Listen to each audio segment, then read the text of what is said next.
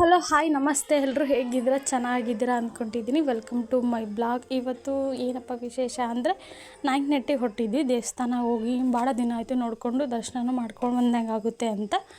ಇಲ್ಲಿನ ವಿಶೇಷ ಏನಪ್ಪ ಅಂದರೆ ಜಾತ್ರೆ ವರ್ಷವೂ ಜಾತ್ರೆ ಆಗುತ್ತೆ. ಇಲ್ಲಿ ಎತ್ತಿನ ಗಾಡಿಯಲ್ಲಿ ಹೋಗಿ ಕಟ್ಕೊಂಡು ಪರ್ವ್ ಮಾಡ್ಕೊಂಡು ಬರ್ತಾರೆ. ಅದೊಂದು ವಿಶೇಷ, ನಮ್ಮ ಕಡೆ ನೋಡೋಕ್ಕೆ ಒಂಥರ ಚೆಂದ. ಜೊತೆಗೆ 47 ವರ್ಷಕ್ಕೆ ಅನಿಸುತ್ತೆ ಅದು ಪುಣ್ಯಕ್ಷೇತ್ರದಲ್ಲಿ. ಅಂದರೆ ತಿಪ್ಪೇಸ್ವಾಮಿ ಏನೋ ಚರಿತ್ರೆ ಇದೆ. ಅಂದರೆ ತಿಪ್ಪೇಸ್ವಾಮಿ ಆ ದೇವಸ್ಥಾನ ನೆಲೆಸೋಕ್ಕಿಂತ ಮುಂಚೆ ಮಾರಮ್ಮ ನೆಲೆಸಿದ್ಲು ಅಂತ ವಾಡಿಕೆ ಇದೆ.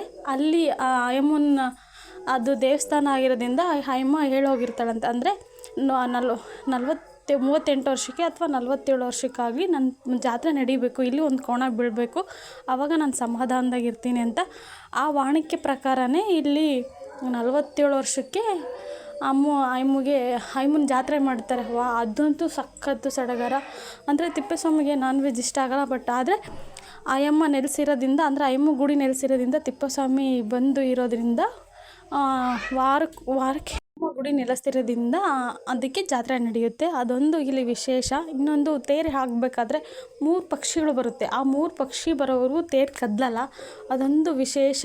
ಆ ಪಕ್ಷಿ ಬಂದು ಅಯ್ಯಪ್ಪಗೆ ಅದು ಹೆಂಗೆ ಗೊತ್ತಾಗುತ್ತೋ ಗೊತ್ತಿಲ್ಲ, ಆ ತೇರು ಅವಾಗ ಅಲ್ಲಿವರೆಗೂ ಮುಂದಕ್ಕೆ ಇರಲ್ಲ. ಇನ್ನೊಂದು ಹರಕೆ ಯಾರಾದರೂ ಕಟ್ಟಿದ್ರೂ ಆ ಹರಕೆನ ಅಲ್ಲೇ ಪೂರೈಸಬೇಕು, ಆವಾಗ ತೇರು ಮುಂದೆ ಬರುತ್ತೆ. ಅಲ್ಲಿ ಕೂಗ್ತಾ ಇರ್ತಾರೆ, ಯಾರಾದರೂ ಹರಕೆ ಕಟ್ಟಿದರೆ ತೇರು ಮುಂದಕ್ಕೆ ಬರ್ತಿಲ್ಲ, ಅದು ಬರ್ರಿ ನಿಮ್ಮ ಹರಕೆ ಪೂರೈಸ್ಕೊಳ್ರಿ ತೇರಿಂದು ಅಂತ ಅಂದಾಗ ಅಲ್ಲಿ ಬಂದು ಅವರು ಹರಕೆ ಪೂರೈಸಿದಾಗ ತೇರು ಮುಂದಕ್ಕೆ ಹೋಗುತ್ತೆ.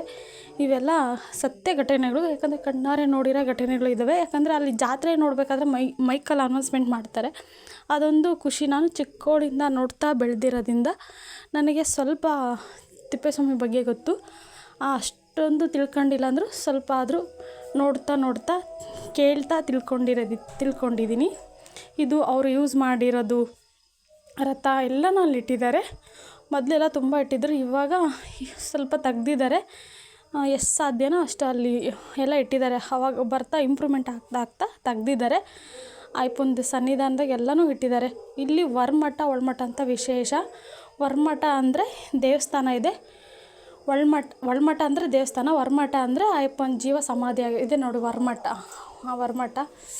ಅಲ್ಲೆಲ್ಲ ಕನ್ಫ್ಯೂಸ್ ಆಗ್ತಿದ್ದೀನಿ. ಇದು ಹೊರ್ಮಠ, ಹೌದು, ಹೊರ್ಮಠದಲ್ಲಿ ಅಯ್ಯಪ್ಪಂದು ಜೀವ ಸಮಾಧಿ ಆಗಿರೋದಿದೆ ಇಲ್ಲೇ ನೋಡಿ ದೇವಸ್ಥಾನದಲ್ಲಿ.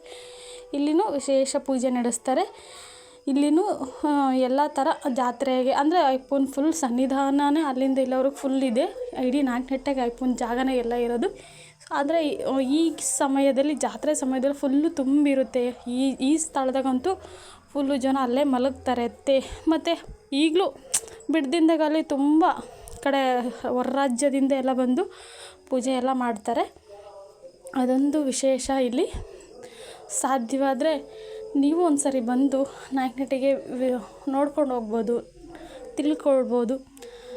ನನ್ನ ಪ್ರಕಾರ ಬರ್ಬೋದು ಅನಿಸುತ್ತೆ. ಯಾಕಂದರೆ ನಮ್ಮ ತಿಪ್ಪೇಸ್ವಾಮಿ ಚರಿತ್ರೆ ಹೇಳ್ತಾ ಹೋದರೆ ಬೇಜಾನಿದ್ದಾವೆ. ನನಗೆ ಒಂದು ತಣುಕುಗಳು, ಅಂದರೆ ನನಗೆ ಗೊತ್ತಿರೋದು ಅಷ್ಟು ನನಗೆ ನನ್ನ ಕೈಲಿ ಧ್ವನಿ ಕೊಡೋಕ್ಕಾಗಲ್ಲ. ಅಂದರೆ ಅಷ್ಟೊಂದು ಅಯ್ಯಪ್ಪಂದು ಹೇಳೋಷ್ಟು ಶಕ್ತಿ ಧೈರ್ಯ ನನಗಿಲ್ಲ. ನನಗೆ ಎಷ್ಟು ಸದ್ಯ ಗೊತ್ತಿದೆಯೋ, ಎಷ್ಟು ರೀತಿ ಹೇಳೋ ಸಾಧ್ಯನೋ ಹೇಳೋಕ್ಕೆ ಟ್ರೈ ಮಾಡಿದ್ದೀನಿ. ಇದು ನಾಯಕನಹಟ್ಟಿದೆ ಇರೋ ಮಹಿಮೆ. ಫಸ್ಟ್ ಟೈಮ್ ನಾನು ಹೇಳ್ತಿರೋದು. ಒಂದು ಕಡೆ ಎಕ್ಸ್ಮೆಂಟು ಭಯನೂ ಇದೆ ನೋಡಿ ದೇವಸ್ಥಾನ. ಇಲ್ಲಿ ಅಯ್ಯಪ್ಪ ಜೀವ ಸಮಾಧಿ ಆಗಿದೆ.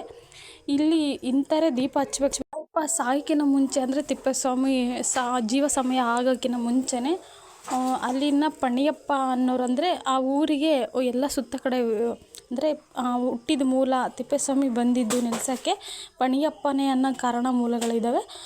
ಅವರೇ ಈ ಅಂದರೆ ವಂಶದ್ದು ದೀಪ ಹಚ್ಕೊಂಡು ಹೋಗ್ಬೇಕಂತ ಲಾಸ್ಟ್ ಜೀವ ಸಮಾಧಿ ಆಗೋಕ್ಕೆ ಮುಂಚೆನೇ ಅವ್ರನ್ನ ಕರೆಸಿ ಮಾತಾಡಿದರನ್ನ ವಾಣಿಕೆ ಇದೆ. ಅದರಲ್ಲಿ ನನಗೆ ಸ್ವಲ್ಪ ಗೊತ್ತು, ಫುಲ್ ಮಟ್ಟಿಗೆ ಗೊತ್ತಿಲ್ಲ. ನನಗೆ ಎಷ್ಟು ಗೊತ್ತೋ ಅಷ್ಟು ಸಾಧ್ಯನೇ ಹೇಳಿದ್ದೀನಿ. ಇಲ್ಲಿ ಕೆರೆ ಕಟ್ಟಬೇಕಾದ್ರೆ ಕಾರ್ಮಿಕರು ಆವಾಗ ಮೋಸದಿಂದ ಕೆಲಸ ಮಾಡದೇ ಇರೋದು, ಆ ಥರ ಎಲ್ಲ ಆಗಿರುವಾಗ ಆ ಪ್ರತಿಭೆನ ಮಾಡಿದಷ್ಟು ನೀಡಿ ಭಿಕ್ಷೆ ಅನ್ನೋ ವಾರಣಿಕೆ ಇದೆ. ಇದೇ ನೋಡಿ ಕೆರೆ. ಇದು ಕ್ಲೋಸ್ ಮಾಡಿದ್ದಾರೆ, ಓಪನ್ ಇಲ್ಲ. ಇಲ್ಲಾಂದರೆ ಹೋಗಿ ಒಳಗಡೆ ತೋರಿಸ್ಬೋದಾಗಿತ್ತು. ಕ್ಲೋಸ್ ಮಾಡಿದ್ರು ಅಲ್ಲಿ ಒಳಗಡೆ. ನೋಡಿ ಗೇಟು ಫುಲ್ ಕ್ಲೋಸ್ ಇದೆ. ಇಲ್ಲಿ ಎಷ್ಟು ಸಾಧ್ಯನೋ ಅಷ್ಟು ಪಾರ್ಕ್ ಅಂದರೆ ಗಿಡಗಳನ್ನ ಬೆಳೆಸೋಕ್ಕೆ ಪ್ರಯತ್ನ ಪಟ್ಟಿದ್ದಾರೆ. ಇಲ್ಲಿ ಪಾರ್ಕ್ ತನ ಇದೆ. ಎನಿ ಟೈಮ್ ಜಾತ್ರೆ ಥರನೇ ಇರುತ್ತೆ ಆ ಊರು. ಏನು ಸಿಗಲ್ಲ ಅನ್ನಲ್ಲ. ಇಲ್ಲಿ ನಾಲ್ಕನೆಟ್ಟೆ ಗಿಜ್ಜ ತುಂಬ ಜಾತ್ರೆ ಕೂಡ ಆಗುತ್ತೆ. ಜೊತೆಗೆ ಇಲ್ಲಿ ನೋಡಿ ಸೋಮವಾರದಿಂದ ವಿಶೇಷ ಅಂತ ಸಂತೆ ಮಾಡ್ತಾರೆ.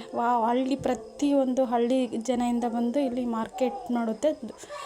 ಯಾವ ಬೆಂಗಳೂರಿಗಿನ್ನ ಕಮ್ಮಿ ಇಲ್ಲ, ಅಷ್ಟು ಜೋರಾಗಿ ಮಾರ್ಕೆಟ್ ಆಗುತ್ತೆ. ನನಗೆ ಸ್ವಲ್ಪ ತೊಗೊಂಡಿದ್ದೀನಿ. ಇದು ಫುಲ್ಲು ಮಿನಿಮಮ್ ಒಂದು ಅರ್ಧ ಕಿಲೋಮೀಟ್ರಿಂದ ಸಂತೆ ನಡೆಯುತ್ತೆ. ಯಾಕಂದರೆ ಸುತ್ತಮುತ್ತ ಹಳ್ಳಿಯವರೆಲ್ಲ ಬಂದು ಇಲ್ಲೇ ತೊಗೋಬೇಕು, ನಾಯಕನಹಟ್ಟಿ ಎಲ್ಲ ಬರಬೇಕು. ಅದೊಂದು ವಿಶೇಷ. ನಾಯಕನಹಟ್ಟಿ ಹೆಸರಿಗಷ್ಟೇ ನಾಯಕನಹಟ್ಟಿನೇ. ನಾವಂತೂ ವರ್ಷವೂ ಮಾಡ್ತೀವಿ. ಅಂದರೆ ವರ್ಷವೂ ಹೋಗಿ ಮಾಡ್ತೀವಿ. ಬೇಟೆ ಕೈ ಮುಗಿದು ಏನಾದರೂ ಮುಕ್ಕೊಂಡಿದ್ರೆ ಹರಕೆನ ಹೋಗಿ ಅವತ್ತು ಸನ್ನಿಧಾನದಲ್ಲೇ ಸ್ವೀಟ್ ಅಯ್ಯಪ್ಪಂದು ಸೋಮವಾರ ತೇರಾಗುತ್ತೆ, ಅವತ್ತು ಸ್ವೀಟ್ ಮಾಡ್ತಾರೆ. ತಿರುಗಿ ದಿನ ನಾನ್ ವೆಜ್ ಮಾಡ್ತಾರೆ. ಹಾಗೆ ಅಲ್ಲೇ ಕೈ ಮುಗಿದು ಅಯ್ಯಪ್ಪಗೆ ಎಡೆ ಹಾಕ್ಬಿಟ್ಟು ಎಲ್ಲ ಮಾಡ್ತಾರೆ. ನೋಡಿ ಪ್ರತಿಯೊಂದು ಮರ, ಈರುಳ್ಳಿ, ಸಂತೆ ತುಂಬ ಚೆನ್ನಾಗಿರುತ್ತೆ. ಇಲ್ಲಿ ಸೋಮವಾರ ಅಷ್ಟೇ ನಡೆಯುತ್ತೆ. ಎಲ್ಲ ಈಗ ಸೊಪ್ಪು ಕಲಬೆರಕೆ ಹಂಗೆ ಅಂತಾರೆ. ಬಟ್ ಇಲ್ಲಿ ಪ್ಯೂರಾಗಿ ಹಳ್ಳಿಗಳು ಅಂದರೆ ಸುತ್ತಮುತ್ತ ಹಳ್ಳಿ ಬೆಳೆದಿರೋದಷ್ಟೇ ತಂದು ಇಲ್ಲಿ ಮಾರ್ಕೆಟ್ ಮಾಡ್ತಾರೆ. ಬೇರೆ ಕಡೆಯಿಂದ ಯಾರೂ ಬಂದಿರಲ್ಲ. ಅಲ್ಲಿ ಅಂದರೆ ಸುತ್ತಮುತ್ತ ಹಳ್ಳಿಯವರೇ ಬಂದು ಅತಿ ಹೆಚ್ಚಾಗಿ ಕಲ್ತಿರ್ತಾರೆ. ಈ ಬ್ಲಾಗ್ನ ಇಲ್ಲಿಗೆ ಎಂಡ್ ಮಾಡ್ತಿದ್ದೀನಿ. ಪ್ಲೀಸ್ ನನ್ನ ವಿಡಿಯೋ ನೋಡಿ ಸಪೋರ್ಟ್ ಮಾಡಿ. ನನಗೆ ಆದಷ್ಟು ಧ್ವನಿನ ಸ್ವಲ್ಪ ಚೇಂಜ್ ಮಾಡ್ಕೊಂಡು ಟ್ರೈ ಮಾಡ್ತೀನಿ. ಮತ್ತೆ ಇನ್ನೊಂದು ಬ್ಲಾಗ್ಲ ಸಿಗ್ತೀನಿ. ಬಾಯ್, ಟಾಟಾ.